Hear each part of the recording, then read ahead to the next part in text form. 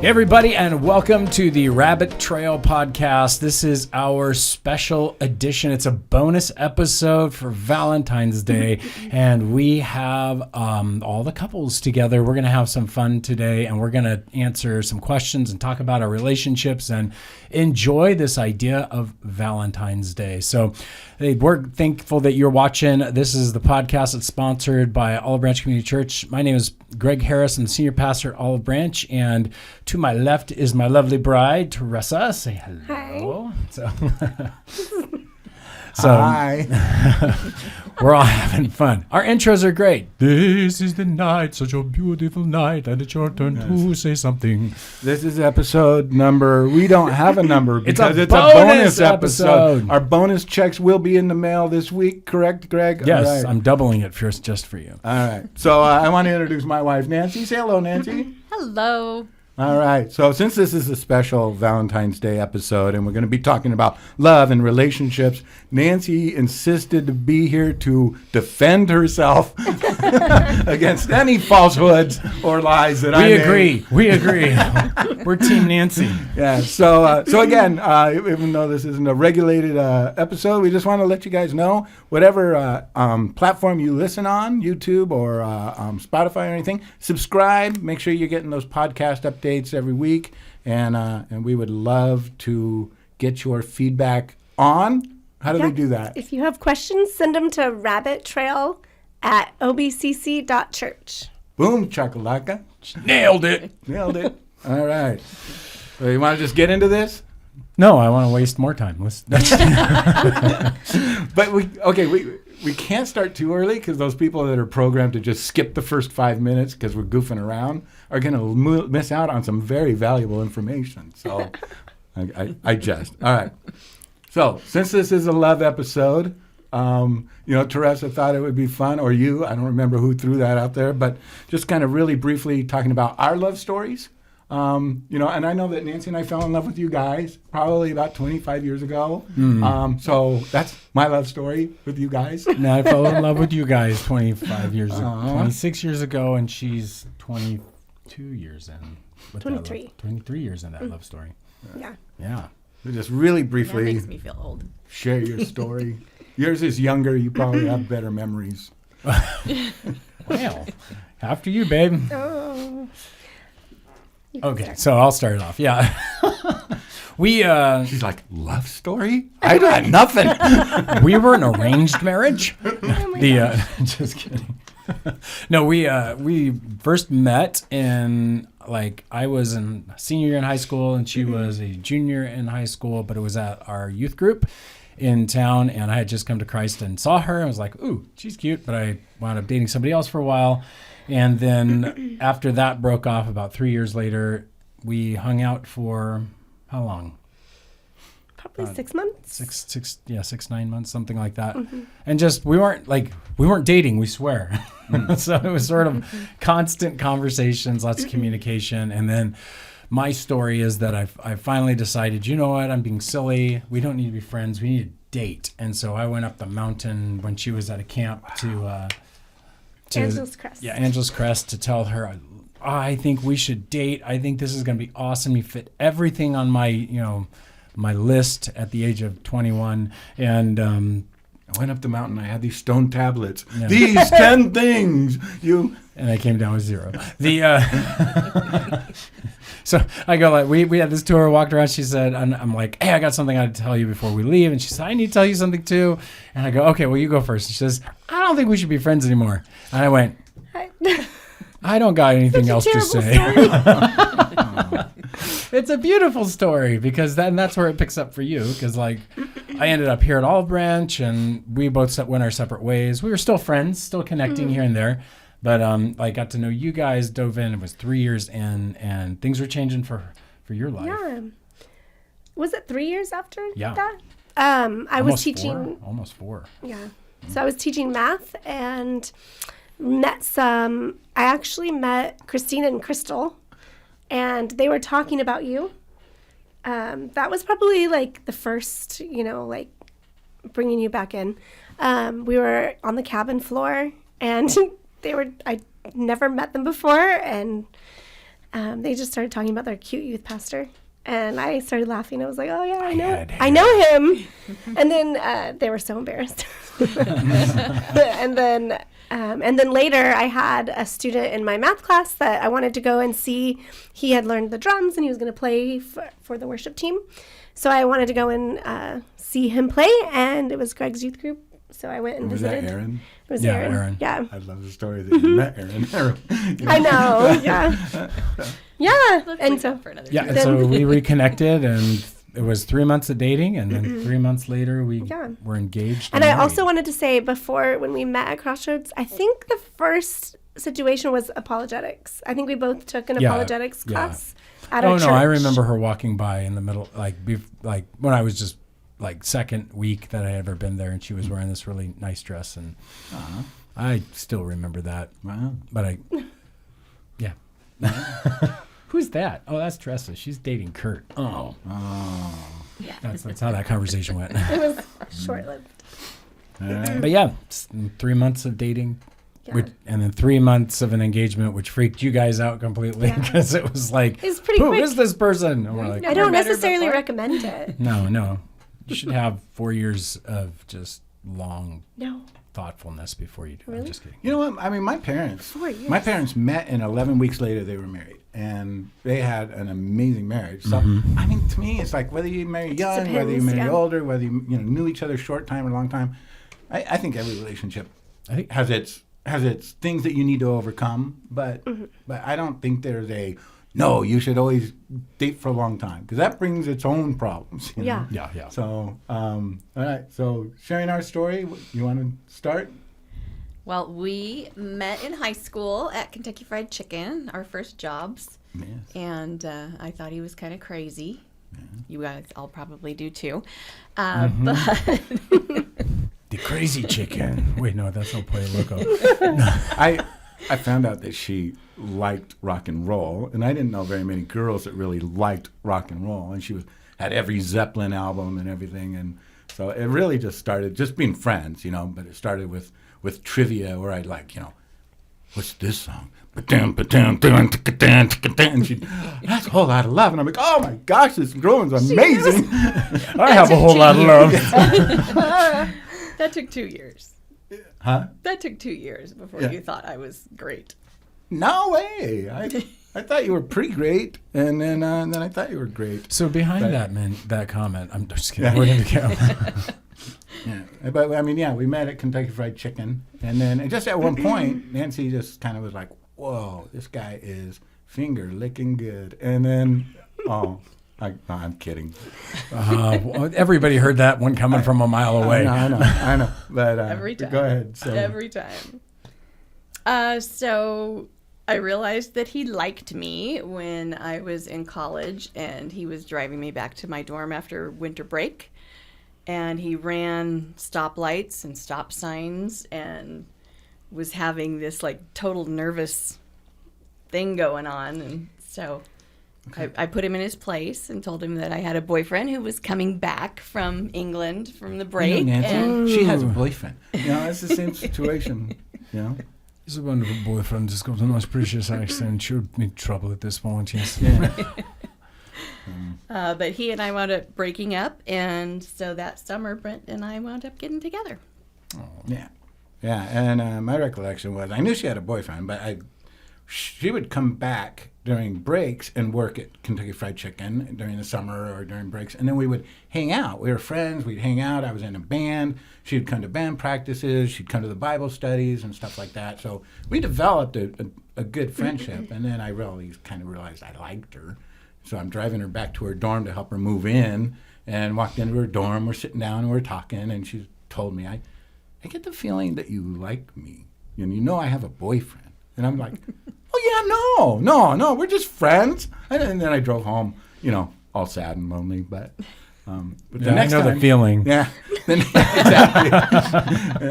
and so the next summer is when we connected and started out by playing footsie in a hot tub when party, it was like a birthday party. We're all in there friends. playing footsie, and then she kissed me later that night, and then our life began.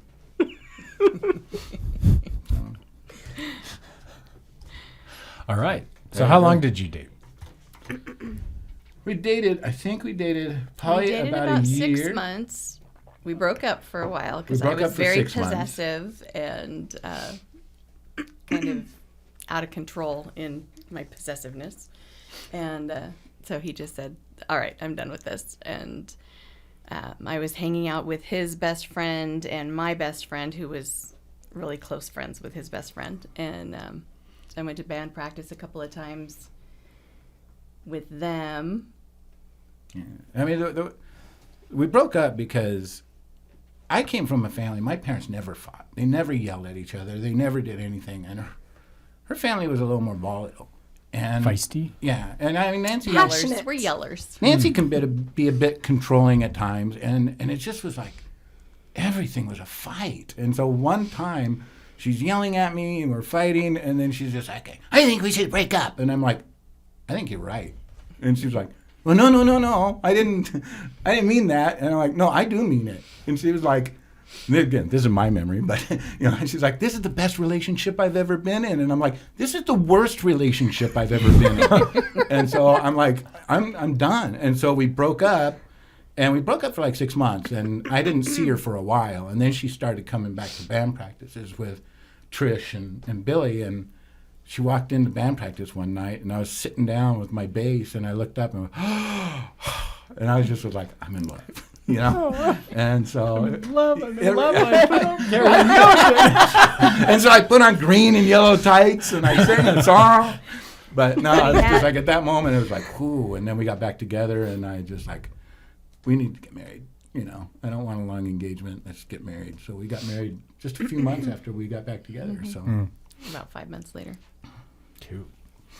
But you also have like a heart for marriages. Like you two have worked really hard at the church, and we've done premarital counseling. You guys have done premarital counseling and counseling. But I know you guys have a big heart for seeing good marriages. Do you want to share why, that story in that? you want to share that? You want me? Go ahead. Okay.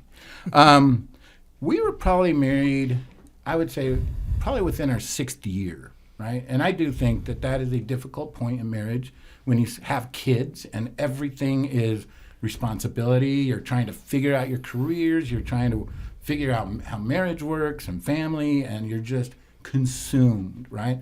And so you really have very little to give to one another. And, she was working days in retail. I was working nights in restaurants.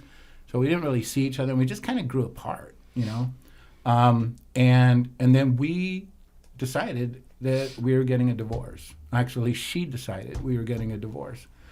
She's always the one who wants to break up first. And then you're like, yeah, I do too. And she's like, no, I was just kidding. I remember coming home for lunch or something, and she just was like, I don't love you anymore. She goes, I love you as a friend, but I don't love you like I feel like a wife should love a husband. Did that scare you? It did. I was just like floored, like, where does this come from? And I would say at that point, I wasn't very happy, and I was not treating her well at all. I would say, my sarcasm, my, poisonous little attacks and, comments to her. You mean like the jokes you make? Yeah, I mean, I will say that I do have a passive-aggressive personality, and it seeps out in poisonous sarcasm. Part of it is like, I don't want to confront you with this, so I'm just going to drop little sarcastic comments and hope you go, oh, that's me. Maybe I should change and everything will be better. That doesn't work, people. But so it just kind of drove us apart. And so I was like fighting for the marriage. And we just kept separating, getting back together, separating, get back together. And then finally we're like, this is it. Let's get a divorce. We couldn't afford a lawyer. Let's get the do-it-yourself paperwork. We don't have any assets. Let's figure out what bills you're taking, what bills I'm taking, and figure out what we're doing with the kids. And let's do this. And so we were going to file like that week, and when we thought, let's just get together one last time and really discuss how this is all going to work out. Because during the separations, it was always like the kids stayed at the house and we found somewhere else to sleep so that the kids had a stable environment, right? Even though the relationship wasn't. And so we got together and we started talking, and Nancy was just, I don't want a divorce. And I was like, I don't either. And so we just opened up and we talked and shared everything and cried, didn't get any sleep, you know, and then from that point on, we've had a great marriage, you know. And so when we were youth leaders and you were the youth pastor, we started doing this peer counseling thing, training. And I was thinking, let's do this and we can bring it back to youth and maybe work with parents and students. And then we really, you know, one of the first things they did was have us talk to married couples. And it just was like, I love the idea, because we were there, that people that come and they feel like their marriage is hopeless or near it, that there's not, it doesn't have to be. There can be hope. And, you know, and so that was our thing, was just a passion for marriages that were hurting, but also passion for helping people find out how to, you know, start this thing out on a good foot, you know. What was one thing that changed post almost divorcing in your marriage? Right away, we started just making sure that we had time for each other every night, no matter what was happening. And so we would turn on the stereo and dance or something. You know, we Slow dance to slow Dean dance. Martin. Yes, it was Dean Martin. It was. Dean Dean Martin has a Martin big saved place. our marriage. That's the title of a book. But so no, sweet. it really was kind of a miraculous thing. You know, I don't have any other way of explaining the change of heart I had during that conversation, other than it was God saying, this is not happening. Yeah. So Well, we're glad it didn't happen. I know. And I would say it was God looking back, right? But at that time, we weren't really walking with God. You know, I mean, we were passionate for God, and then with all of the figuring out your careers and all that stuff, we stopped going to church on Sundays because I got home at 2:00 in the morning, and we kind of stopped doing our Bible studies, and it was a gradual fade, and then pretty soon we really didn't have a relationship with God, and so it wasn't like, oh, you know, God spoke to us and we recommitted our lives to Him and saved our marriage. I absolutely see God's hand in it now. But for me, I think the turn from before that night to after that night was we committed to the marriage. You know, we committed to one another. And that is what really changed our mindset. You know? Yeah. And in all the counseling that you've done, what do you feel like is like the biggest thing that you can pinpoint that couples do wrong? That typically end up, you know, where they're wanting a divorce? Or is there one thing? Like, is there a major thing that you can see? I think giving up on the intentionality of putting the other one first, making sure that the other one has their needs met, and just being selfless. You know, it's so easy to get caught up in the day to day and just be selfish about your time and your energy and your focus. And it's really important to be thoughtful and about being present and being there for the other person. Yeah, and I think probably the biggest problem that I see is people are human, right? And I do think that marriage gets difficult, especially when you have kids, right? You know, and I think part of that is, okay, I fell in love with you. You know, I fell in love with you. I want to spend my life with you. I want, you know, and so when it's just the two of you, I mean, there are obstacles to overcome and habits and stuff that you need to adjust to. But then when you bring kids in, you know, and now you're working all the time and you've got kids that I gotta sacrifice for you and you and you and you all the time. I work all day, I come home, now I gotta help clean the house, I gotta bathe the kids, I gotta do this, you know, and you feel like there is nothing for me. Nobody's pouring into me. I'm doing everything. Woe is me. And the other person feels the same way, right? And so you kind of start getting bitter at the other one that they're not pouring into your cup. They're like two bad roommates instead of a couple. Yeah. And it's like, you do for me. And they're like, you know, you do for me. Left. Yeah, I'm doing. And I do think that we have an unrealistic perception of how much we do, and we give so little credit to our spouse. Yeah. So we righteously go, I do everything. I could list it, And so I think that we just go into this selfish mode that we're not really willing to serve you and sacrifice for you anymore. I feel like you need to sacrifice for me. And I think your hearts get hard and it pulls you apart. And you become bitter and resentful. And then if you let that in, it will just feed itself. Yeah. How about you? When you're talking to couples, what do you see? We typically do premarital counseling. So it's usually before they're married and before they want a divorce. Yeah. Ours is too much naivete. They go in with a rosy colored glasses, not seeing the other person straight. Like when we're pretty brutal when we do our premarital because we want you to walk in with your eyes wide open. Yeah, right. Know what you're getting into. You're saying you take all the fun out of thinking about getting married. Well, we want to give them, the way that we look at it is we want to give them a toolbox. There's no way for us to prepare them for anything that could happen to them. I mean, who knows what their life is going to entail. So our goal is to give them a toolbox so they have what they need, to properly deal with things. And so I feel like it's so funny because we make couples always do what's your greatest weakness, what's your greatest strength, and we have them do it for each other too. But they can't share before they come in. Right. Yeah, but what's funny is that a lot of couples think that, if I can't name weaknesses, that's a good thing because I think so positively of the other person. Yeah. But we think of that as a negative because it means the biggest negative.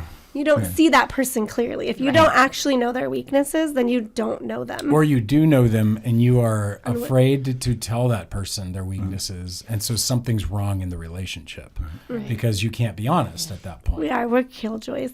But we've been told, people come back to us years later and they're like, we don't understand. We didn't quite understand everything you were telling us. And boy, now we get why you gave us the tools. And we're like, oh, good. And I will say this, no matter how deep your premarital counseling goes, right? And I felt like when Nancy and I were doing it, it was deep. I mean, it was 10 weeks long. It was 2 hours a session. And it's just now you're fully, I've filled your toolbox. Now go. But there is no way that you can prepare yourself for the reality of marriage, right? Even though you're thinking about it, there's no way you can prepare for it. And I do think there's no way that you can fully prepare for it, but you can have, because we've seen couples who literally are not unprepared, right? And then we've seen couples prepared, and it's difficult, but they're able to work through things. Yeah, because again, it's there's no way we can sit here and say all the things that are complicated with marriage, right? Because, and again, you can have an idea, but the reality of things, especially when you get your emotions mixed into things and stuff, it's hard to prepare for the true reality of that relationship and the depth of that relationship. I think it's one of the things that also is really critical is that when you do premarital counseling, you're dealing with people who are doing everything for intimacy with the exception of, God willing, with the exception of sex, correctly. Right? They're thinking about each other and texting each other during work, and then they're getting away, sometimes even trying to get away early to go on a date with each other. They're talking about their lives and getting to asking interesting questions towards one another, and listening to building similar likes. And I mean, they're doing everything you would do to build intimacy. And then you get married and they're like, well, we do a date night, but I mean, there's nothing to learn anymore. It's almost like it's done. We know each other now. Right. It's like, whoa. That's not how that works. So I heard a quote from somebody one time that said, especially for men, right? Men will pursue a woman to try to get to know her, right? I mean, what flowers do you like? What is this? And then what movie? So it's just constantly this thought of getting to know her and being able to meet her needs. So again, men will pursue a woman and desperately try to get to know her till he marries her, and then he's okay. I know you well enough. That's without the real hunter, capture, right? Putting back, win, hang her head on a wall like a trophy. But the idea not too literally. is not literally. But that whole idea is as married people, you're not the same person you're going to be 5 years from now. So you can't stop learning about your spouse and growing with them. Otherwise, you're going to just grow apart, you know, because you're going to end up being two different people, you know, than you were at that point that you felt like we know each other really well. So in that light, what do you guys feel was the biggest eye-opening surprise about marriage that maybe you were a little unprepared for? Like, whoa, I didn't see this coming, or, you know, and it could be pleasant, it could be unpleasant, but what did I say before we started? I don't remember. You go first. I hate being negative, but I think it turned out good. But I was surprised at how unspiritual I am. I thought, and this is for both of us, I thought we both were way better than we were. Like, when we got married, I thought, like, we're great people. This is going to be great, you know? And then I was like, oh, we're not as great as I thought, you know? And we have to work on so much, you know? So that surprised me, is I had to, like, I guess maybe be a little bit humbled. Yeah, I think I was surprised on a lighter note, I think I was surprised at, because I've always defined our relationship as one long conversation. Like, we just don't stop talking when we're around each other. Sometimes it's too much. And I think that's the part that I was surprised about. Is like, oh, this is more conversation than I even thought we needed to do. Like, sometimes way into the night when I'm ready for bed or whatever, that was like, I don't think I was quite ready for just how much conversation. My dad told you. No, but not in the not. To I be still fair, was surprised. you were warned. So he warned me very differently than the way we're talking about it now. So that was, but it was like it's like a pleasant surprise, but it's like, oh, I had to work through that, and it's something that I actually believe it's one of the core aspects to why our relationship works so well, and. You know, and when I answer all my other questions, it'll be somewhere around probably that idea of conversation, because it's just a long, wonderful conversation. Yeah. What would you say? I forgot the question. What was the biggest surprise? Oh, biggest surprise. Surprise! Sorry, you took them out of order. The question the way I was had it surprise. originally. Yeah. For me, I think it was that I envisioned everything as kind of a fairy tale romance, and things would always be, you know, we're going to fight once in a while, but things will always be romantic, and we'll be able to bring it back around. And then we had kids pretty quickly when we got married, and so the reality of being parents really interfered with that fairy tale. So. Surprise! Yeah. And that's one of the things you had shared with me too. Like, during that time when she said, "I don't love you anymore. Yeah. I love you as a friend, but I don't love you like a husband," was she just felt like those butterflies were going to be there forever, you know? Exactly. And when those went away, she felt like my love went away. I don't love you anymore because I don't, you know, I don't get sweaty palms and butterflies. And I on my totally side. loved you as a friend. Yeah. Like, he was my best friend for such a long time, and I still had those feelings. But the romance and the butterflies were really confusing to me, that they weren't there anymore. I thought you were going to say the surprise was realizing how difficult it is to live with perfection, but no. No, that didn't cross my mind. For me, I think probably the biggest surprises, one was how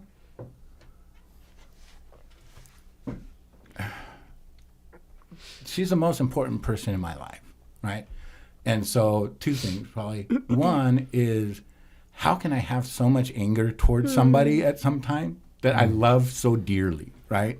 And you know, and hurt and everything else that comes with relationships. You know, like I remember, you know, right after we got married. I mean, we'd only been married a few months, and again, she came from a more volatile household than I did, and we got in this fight. She was mad at me, and she's yelling at me, and she basically said, "I hate you, and I wish I'd never married you." And I just was floored, and I'm like. And she went into the laundry room, and I'm sitting there thinking, we haven't even been married a year, and our marriage is over. And I walked in there, And I'm like, hey, whoa, you said that you hate me and you wish you never married me.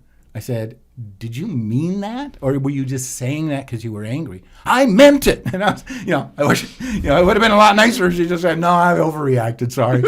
No, I meant it. And I'm just like, whoa, and then I realized that she says things when she's mad that she doesn't I mean. speak before I think. I'm much better now, but back then, I wouldn't even have processed the thought in my head, and it came out of my mouth. Yeah. Because, I'm built the way where, like, before I say something, I'm thinking of what the long-term ramifications of what I'm about to say is. Oh, yeah. There's sometimes I say things that I know are going to hurt you, but that is my intention, and I'm intending to hurt you. It's premeditated. Yeah. No. But Even your jokes are thought through all the way? More or less. But you don't even know how many jokes I don't say because I built a comedy myself. show in that head. So there's that where it's like, I think before I speak, right? And she didn't. And then, for a long time in our marriage, and I remember one time having a conversation with her going, okay, let me ask you a question just so I understand you. When you say these things, do you not realize you're saying them until you've said them? Do you know what you're saying when you say it and you don't care? Or is it like well after this thing that you think about what you said? And she goes, none. I don't think about it when I'm doing it. I don't think about it after I'm doing it. And I don't think about it before I'm doing it. And so we worked on that and it's gotten a lot better. But the other thing that I'm surprised about, and I know part of it is probably me, my personality, my sarcasm, and all that stuff too, is I'm surprised that she can't see who she is all the time through who I believe she is, right? So I think that this is what I think of you, and she's like, I don't believe it. I can't, and I don't know how much of that she doesn't believe it in herself or how much the way I am, it's hard to believe you think that way of me. But yeah, it's like I wish that she could always see herself through my eyes. Yeah, I think if I was to back up a little bit into the other one that's kind of settling with me after we've talked a little bit is just like how I'm surprised at how much when you love someone, just how deeply you can actually hurt them. Like it's just frightening that you're still capable of just such violence, just emotional harm and hurt, like just doing actions so selfishly that cause just immense pain on her. And it's just like, what the heck? And then that turns into the reality that the other weird surprise is, wow, your wife can be the most frightening person on the planet. Like you're scared of her more than you're scared of anybody. So not because she's mad, but because you're like, I don't want to hurt her. I don't want to. It's like, I'm so scared about sharing anything that could hurt anymore. And so it can become a vicious and dangerous thing. I've seen in some men who stop talking to their wives and sharing about their lives because they're just afraid of hurting them or because whatever. But it's interesting. I've heard that a few times. Like, I was so surprised that my wife is the scariest person in my life. And I would say marriage, I think, and I think most couples would agree probably because we're all fallen human beings, but there is nobody that can affect me negatively as deeply as Nancy can. There is nobody that can affect me positively, more than Nancy can. Oh, yeah. I mean, when she breathes words of life, it's like I'm floating on a cloud, And so, your spouse is such an important aspect of who you are, who you've become, and who you want to be, I think, I think the two relationships that define for me who I want to be is God and Nancy, So, so again, what advice would you have given yourself, your younger self, when it comes to dating and engagement and marriage? I think we've talked a lot about this. For me, it's just defanging dating. Like, I wish we would go back to the idea that dating is you can just take somebody out on a date talk to them, get to know them. Now that still causes me social anxiety, but whatever. But at least then it wouldn't have been like, oh my gosh, now I got to figure out how to break up with you, and I got to figure out how to. Because dating in my time was like, once you start dating, then you're like, oh well, now I got to figure out how to dump you. You date or dump. And then it's I like, felt like you went from right into a relationship. So you went on a date, or if two people liked each other, they're suddenly dating. They're in a relationship instead of having a time period where they're actually getting to know each other. And they're not in a relationship. They're seeing, do we want to be in a relationship? And so that would be my advice to myself, is like just completely rethink how I look at dating.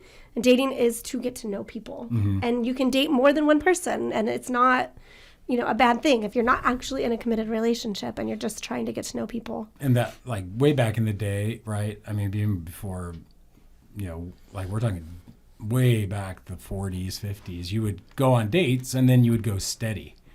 I don't know if it was going steady around when you guys were around. Oh, yeah. So steady is gone by the time we were in the dating scene. So I wish that it never went anywhere, because it's so different. Yeah, you can just date people. You can go to dances, you can go do stuff, but when you found that person, we're going steady.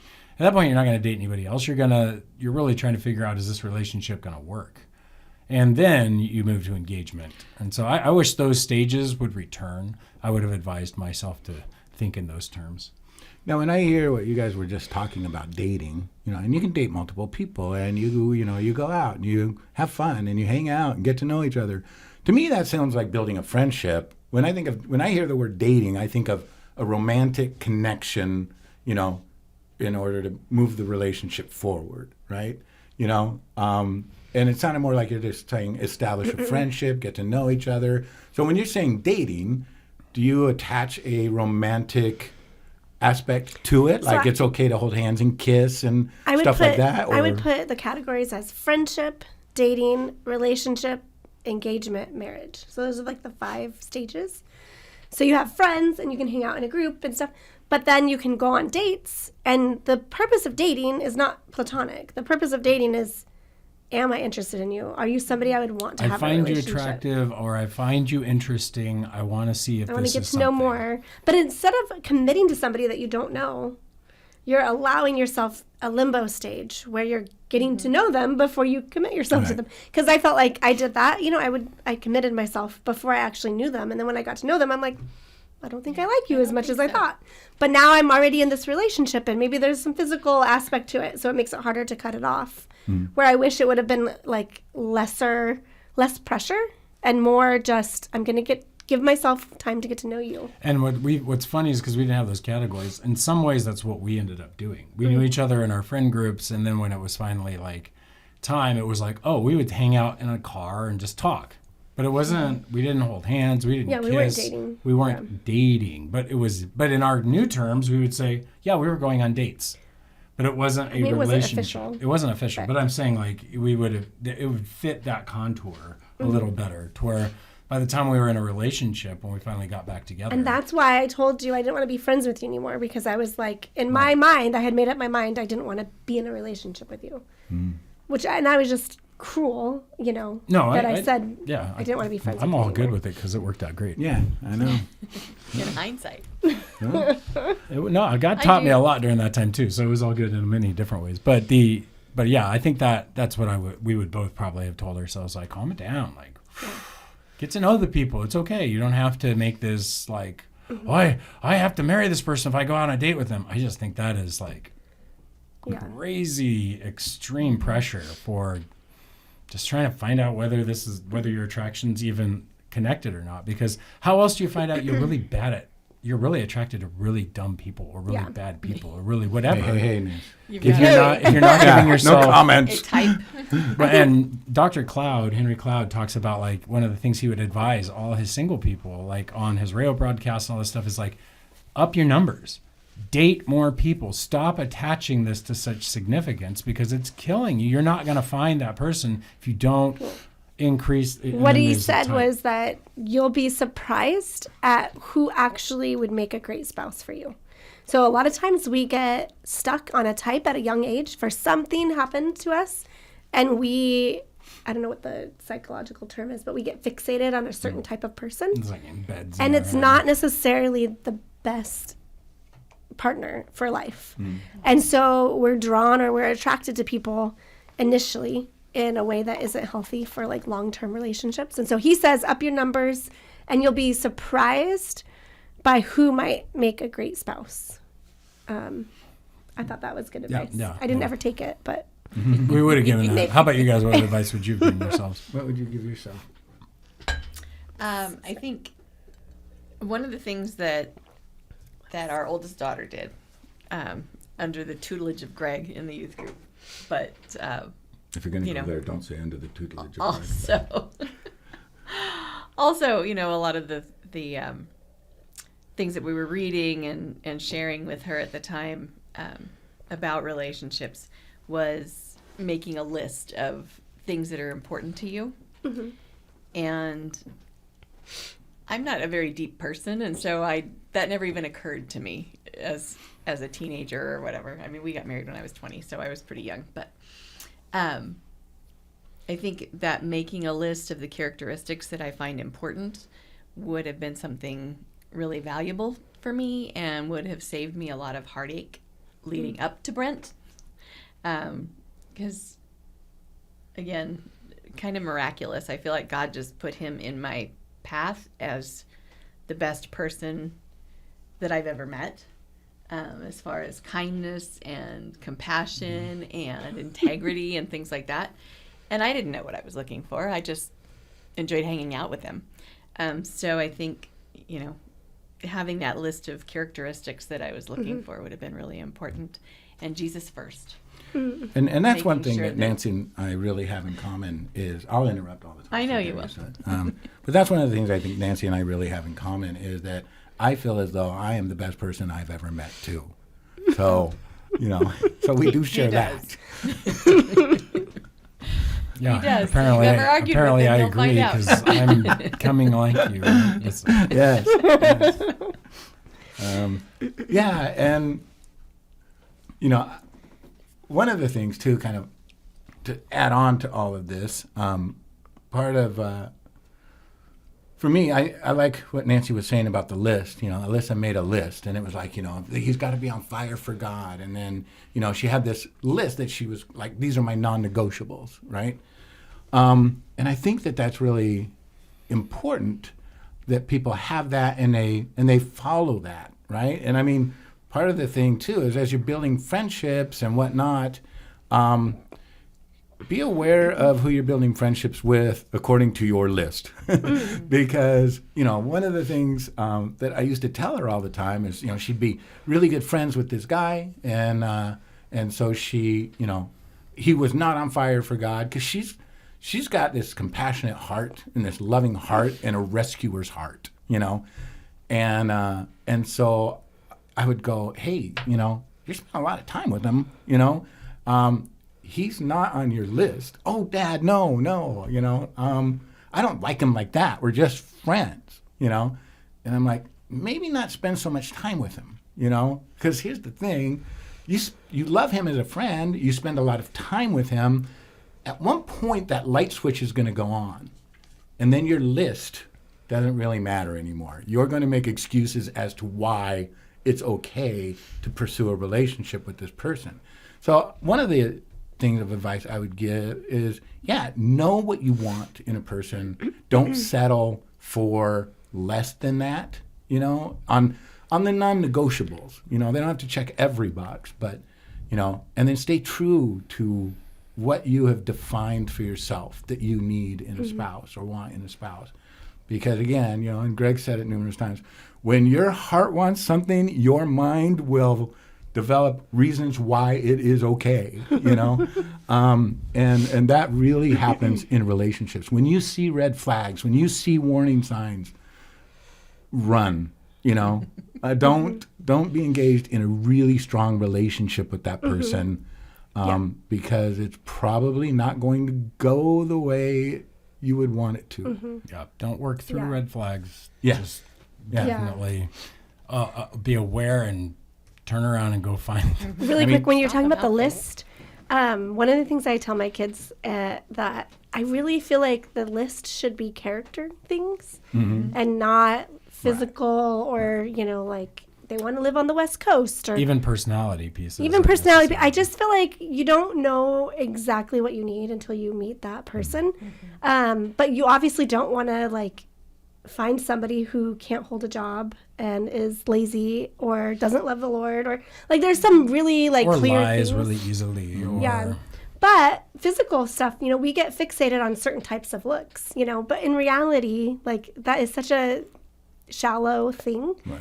And, what's going to like take a marriage, through your life is not that they had the exact color of eyes that you like. It's going to be that they have the character and your heart beats for the same things. You guys are after the same things in life. That's what's going to keep you going. My friend from Texas was talking about the advice his kids were given. They're starting to get married, and he was like, "Yeah, this was the best advice my kids ever got: is to walk, go do ministry, love Jesus with all your heart, get invested, get involved in ministry, and then look around.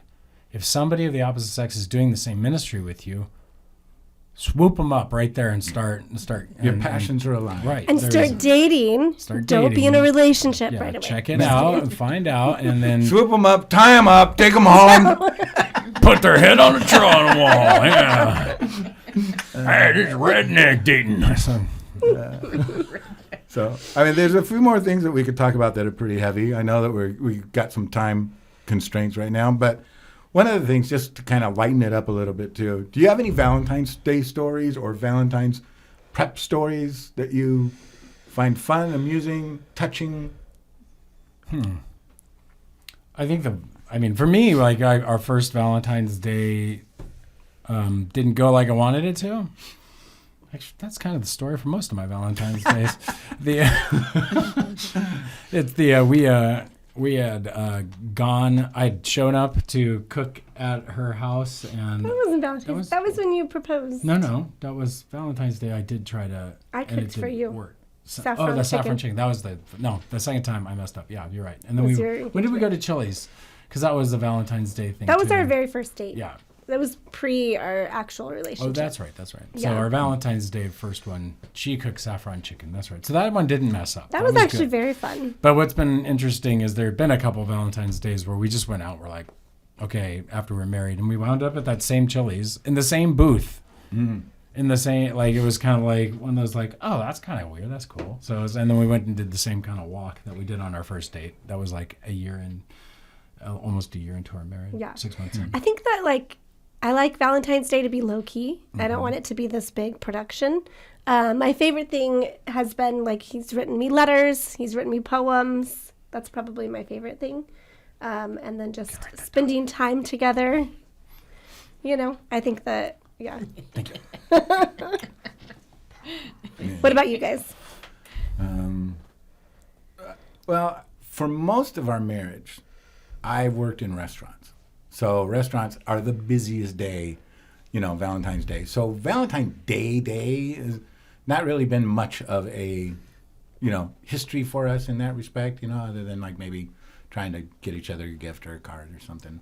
But, she would always come in and bring the girls in to dinner. And so, I would try to find some time to sit down and talk to them. But it's crazy days. Then after I got out of the restaurant business, it was like, I am not going to a restaurant for Valentine's Day. That's crazy. And so going out and doing romantic, we've cooked and we've done romantic cooking That's my things favorite. and Is when we cook in the kitchen together and make our Valentine's Day dinner feed together. each other, No, and Feed feed each each other. That's really messy. open wide. Fan. No, Brent a lays bigger down bite. while you fan him and give him Peel his grapes. and Yeah. place them into his mouth. Yeah. I am the perfection. And we just try to do some romantic things like cook a nice steak and then see who could take the biggest bite and chew it without choking or gag. That's Without one the of my Heimlich being involved. Yeah, but I am a horrible gift giver. Horrible gift giver. Yes, he is. I am, and and so my thing is like Let if me I do correct something, that. You're not a horrible gift giver when you think about it and you put your effort into a gift. You are horrible about thinking about doing gifts and Yes. I mean, you guys watch The Middle, right? Oh, You yeah. know? Okay, and Mike, He's a horrible gift The giver. day of, it's their birthday. Oh my gosh, all the stores are closed. Foot bath. Everything's gone. Yeah, go to gas the station. gas Yes, station yeah. and see if they have a Valentine box or something. That's me. It's just like, you're so busy all the time, and then all of a sudden, like, oh, crud. Yeah, It's- Nancy, I hate to break this to you. All his great gifts, I thought of those. Here, He I writes got a my example. sermons. But Nancy is, Nancy is a great gift giver. She's got a very generous heart, and that's one of the things I totally love about her. It's also the one thing that drives me crazy, right? Because she is so generous, so gift giving, that she buys gifts for everybody. And I'm just like, bring it back a little bit. Bring it back a little bit. I mean, He stamped that right out of me. I know. My love language, my gift's 0, and hers is pretty big. And, she's the type that, like, we'll go to the store, and I'm like, oh, look at this. Greg would love this. And she goes, yeah, buy it for him. I'm like, why? I can just tell him it's here, Take a photo. Yeah, or she'll she'll find something like, oh, Angela would love this. And we haven't seen Angela for 5 years, but I'm going to get it for her. And it's like, why? But so that we have a total different mindset. And then for me, I know I'm bad. So if I get her something that she likes, the next year I feel like I got to do bigger, better than that. And so then I get to this point where it's unsustainable. And it's like, It's overwhelming. okay, I can't do that. So I'm horrible with gift giving. And but I do write nice things in cards. He does. And that is one thing that I got her doing when we got married, because her family would spend a lot of time picking out the card that says the right thing and then going, love, Mom, And to me, I like to get a joke card and then write something really heartfelt in it. Joke So, card. You're kidding. yeah. Who'd have thunk? So like if we were, because we're coming up on wrapping up, if you were to give the one big piece of advice for all those marriages out there, what would that main piece of advice be? Like, I think that's kind of the kind of the landing question. Like, okay, what would you say is the big thing? Do this to make your marriage really kind of better or working or romantic or however you For want. me, I think the most important aspect that should start in your, getting to know each other, your dating, your engagement, and continue in your marriage is working on and building your friendship. I think that because we were such good friends before we got married, we loved each other so deeply as friends. And the whole reason we got married was because, like, I don't want to not spend time with you anymore. I don't like saying goodbye and then not seeing you for a couple of days. I want to say goodnight. I don't want to say goodbye anymore, And so there's nobody I would rather be with than her, If I go do something and I experience something and she's not there, I'm disappointed that she wasn't there with me, right? So I think building that friendship, because I think that is really what got us through the darkest points of our marriage. And I think sometimes couples, and that's one thing, like for date night too, is that be intentional on working on your friendship part, and building dreams and hopes together, and and stuff like that, and enjoying. Because sometimes I see couples that are in a point in their marriage that's really in a bad place. They can't really see anything good in the other anymore, And I felt like, then what did you like about him before you got married? Yeah. And then when they start sharing why they were attracted, what their dating relationship looked like, you can see like this softening, like, oh yeah, I remember, And so I just think that friendship is probably the thing you should focus on working on the deepest, and it's the thing that's probably going to sustain you, Charles, I know you had some thoughts on that too. Yeah, first I want to give advice to singles. Get in counseling and deal with your crap now. It's way easier to deal with your stuff. Crap, she said Baggage. Crap, you said crap.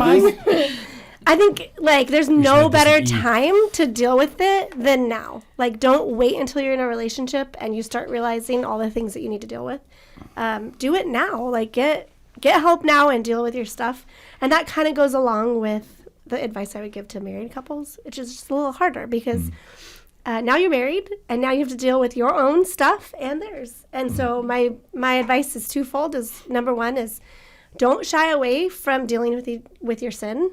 And I think that there's like nothing, well, in my opinion, other people might disagree, but there's nothing better than a relationship where you know, like, both people are Sinners, broken, but like working on willing to work on it and like not shying away from it. They're not avoiding it. They're not denying it. They're like working on it. And then they're helping you with what you're struggling with. And they're pointing you towards God. So I just think that that's kind of underrated in a marriage. Like, if you're willing to work on it, it's just, for us, it's produced an amazing relationship. And so I'm so thankful. That's probably one of the things I'm the most thankful for, Greg. There's a lot of things. One of them is that he is unafraid to deal with his own weaknesses and sin. And I'm really thankful for that. And then number two, I would say to just like pursue what you guys love doing together. And do it well. Like, you guys have done that. You guys took up scuba diving. I love that about you guys, you know, and I think that's great. And so just finding, like, what do you guys love doing together? And a lot of times couples will have a dominant person in the relationship, and that person, their likes dictate what the couple does. And so my advice is to not allow that to happen and find out, like, what is it that you both love doing and do that as much as possible. And set aside the things, or at least limit the things that aren't things you're going to do together. Like, too many people give too much time to their self this or their self that, so that they're not actually, you could have the same energy if you both choose something that's energizing to you both, instead of just your self time, your own video games, your own this, your own that. It's like, so I think the part for me that I really like, and Nancy, I'll let you go last so you can, because you're our special guest, is to stay a student of the other person. Stay curious. Stop assuming you know it all. Like, one of my favorite things about, and that's the inverse, right? So about Teresa, and this will reveal the inverse, is that she continues to be a fascinating person to me. Like, and she does that because she continues to grow. She continues to be interested in things and interested in the world. And I'm interested in what she's interested in. I'm interested in what she's learning. What was that event? She's out with people, and I want to know what's going on. And then she's willing to share.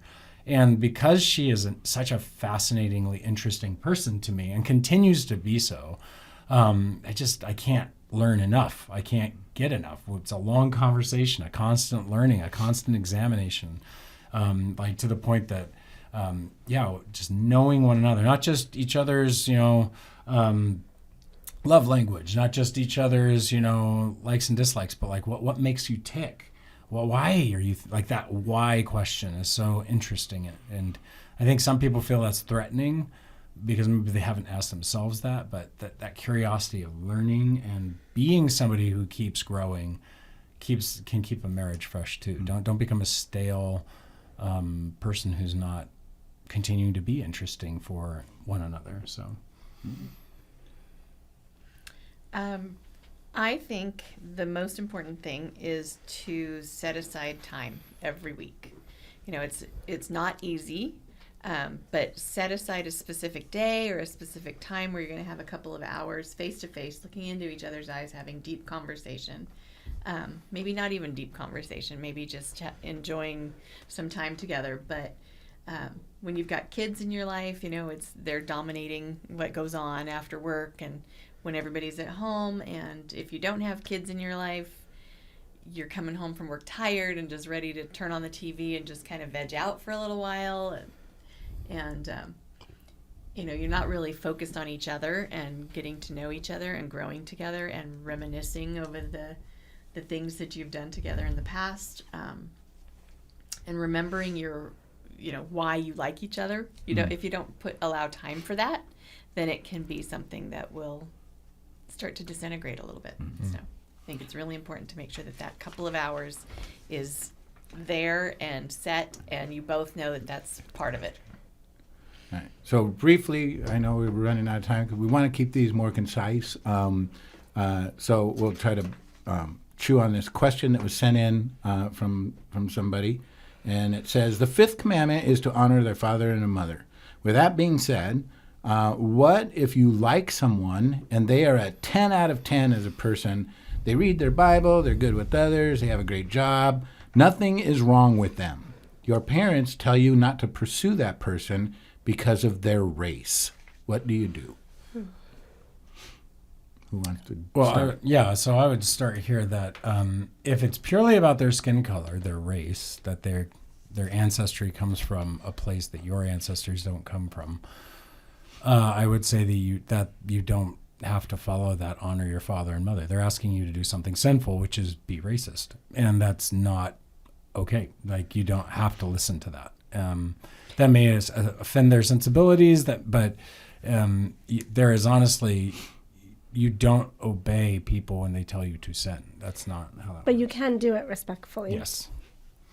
Then, now, we could take it in a little bit more complicated direction, which is if it's not about their race, in the sense of like just their skin color and where their ancestors came from, there are questions that the parents may be concerned about, like, hey, the cultures are very different. And there are different cultures, like white culture, Asian culture, black culture, Hispanic culture, and lots of other cultures in between are very, very different. And so, and I shouldn't say white, because there's Italian and there's, German, and there's all kinds of ethnicities out there. And I don't think it's wrong for a parent, they may be saying it wrong. I don't think it's wrong for a parent to step back and go, hey, this is a very complicated scenario trying to enter into a very different kind of culture. Go in with your eyes open about this. Go, experience that culture more. Go be with their family more. Make sure that because you're also then integrating us into that culture. And that's where the parents have to have a check. Are they really struggling with dislike of a people group because they're different than them? Or they can be uncomfortable. Everybody's uncomfortable in entering into a different culture. That's fine. But it's, there's a little bit more nuance that can be brought there, where it's like, hey, have you guys really worked through this cultural difference? I've seen some really serious marriage struggles that have happened because of cross-cultural marriages. And I'm not talking I'm not talking cross-racial. I'm talking about literally cross-cultural marriages where one person's born in one country, another person's born in another. The cultures clash at value points, and it can cause friction if you haven't thought through and worked those things out. And I would also say that cross-culture thing, that can happen within the same race, right? I mean, right. I kind of mentioned with Nancy and I, our households had a culture, and we've had to work through working that out, right? So, it could just be the way family history is and the way they deal with things, and, so there's a lot of complications anyway, but yeah, I would say too, there's no hard black and white answer to this, in the sense that I think that if my parents said don't, because of the race, it wouldn't just be okay, I need to rebel and pursue this, or I need to, embrace this and shun you. I think it's an invitation to have conversation with your parents.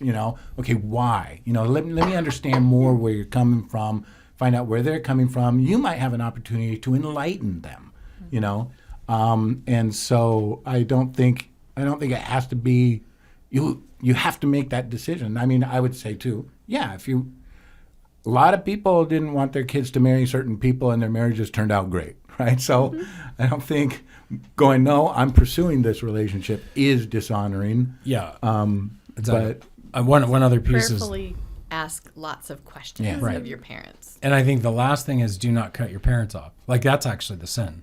If you know that they are racist, say you discover that after questions, no, you don't shut them off. You don't cut them out. You don't go, well, you can't be in my kid's family or my family anymore. That's actually evil and wrong. In fact, if you want to see healing the most, then you need to bring them around, even if you feel like it's uncomfortable, because it's actually exposure and connection with real human beings that destroys racism. It's not excising it and creating protection. the most powerful people who've fought against racism. There are several documentaries and stuff about different men and different women who've done this, but they would literally befriend black guys going out befriending a Ku Klux Klan member. And because they get to know him and they start being around him, they go like, what am I doing? Mm-hmm.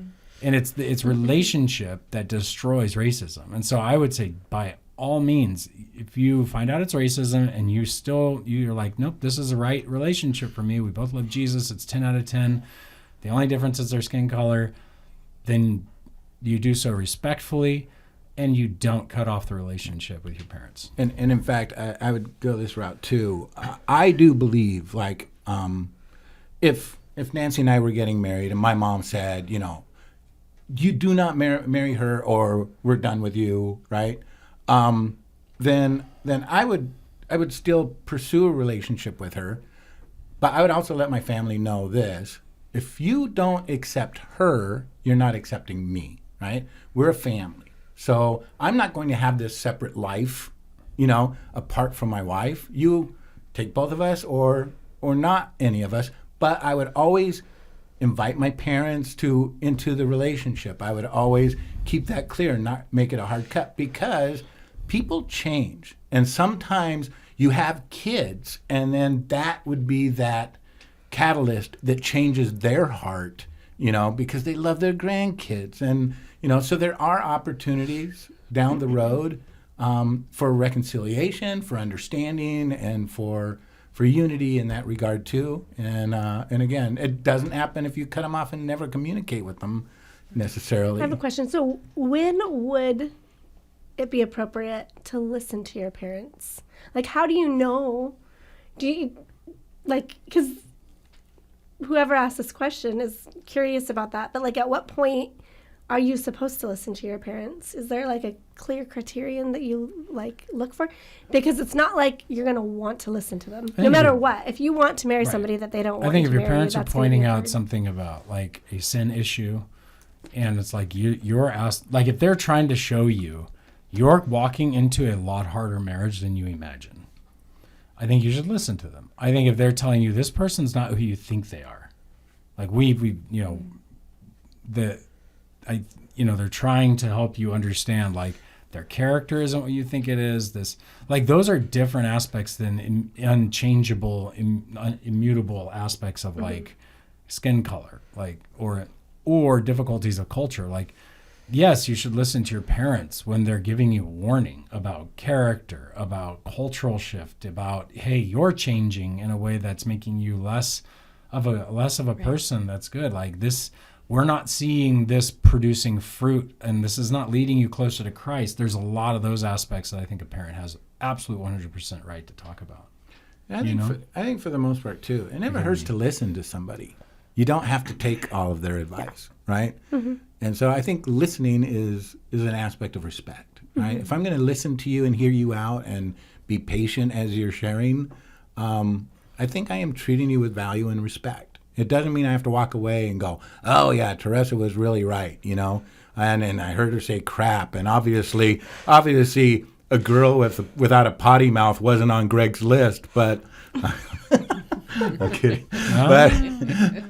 But yeah, you don't have to take it all what they say.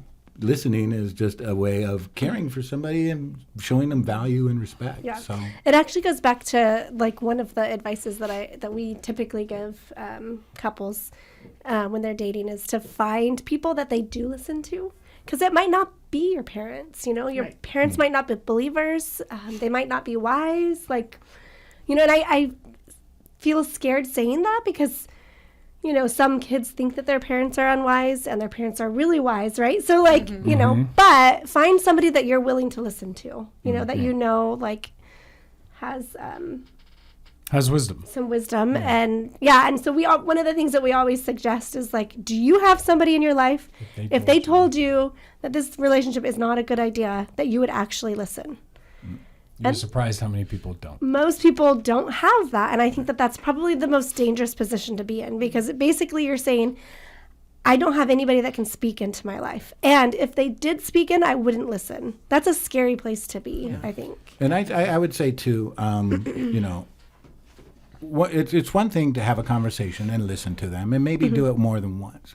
But if every time they see you, they're trashing this person and all that, there comes a point where you're like, okay, I don't want to hear this anymore. You know, we've talked about it, I've thought about it, and I'm moving on. And that's where I would recommend everybody get the book Boundaries and, and then find out how to deal with You're saying boundaries. like somebody in your life is telling you what they think and you've already made your decision. Yeah. Right. And then, And you've you had a get couple to- of conversations. Right. You're and done talking every about it. Every time they see you, they have Yeah. to make sure you know how they feel. Yeah. It's like, okay, Yeah, stop that's it. That's super not healthy unhealthy. anymore. You know? Yeah. Well, that's about all the time we've got. Thank you, Nancy, for being here and Yay, defending Nancy. yourself. So, and we're glad you guys joined us as well. Thank you for being here. And we just want to thank all of you for checking it out. If you have questions concerning maybe this or whether it's, I think this will drop on Valentine's Day. We'll see how that works out. That's what we want. That's what we're aiming at. And so we hope that you guys have your questions. You can send them to us, rabbittrail@obcc.church. The email again is rabbittrail@obcc.church. We want to thank our producer, Jacob, and our new editor, Dale. He's going to rock it. Woo! Thanks, Dale. And we just want to thank all of you, our listeners. Thanks for being a part of this, our viewers. And we hope to see you guys next time. And happy Valentine's Day. Boom.